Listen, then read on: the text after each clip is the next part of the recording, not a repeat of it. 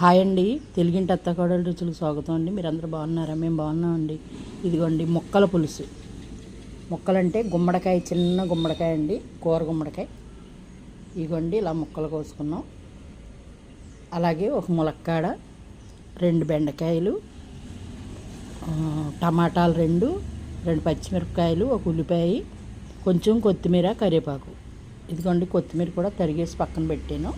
ఇదిగో కరివేపాకు, అలాగే చిలకడ దుంప ముక్కలండి. ఇటువంటి పులుసులు పెట్టుకోవాలంటండి, ఎందుకంటే అన్నిటిలోనూ ప్రోటీన్స్ ఉన్న సరుకులు కదండి.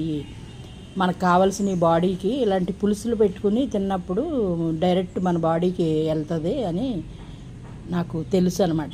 ఏంటంటే ఎక్కువ అలా పులుసులు పెట్టుకుని తినాలి. పులుసులు అంటే ఎక్కువ చింతపండు కాకుండా మీడియంగా వేసి కొంచెం బెల్లం వేసుకుని తాలింపు వేసుకుంటే గుమ్మగుమ్మలాడుతా పులుసు బాగుంటుంది.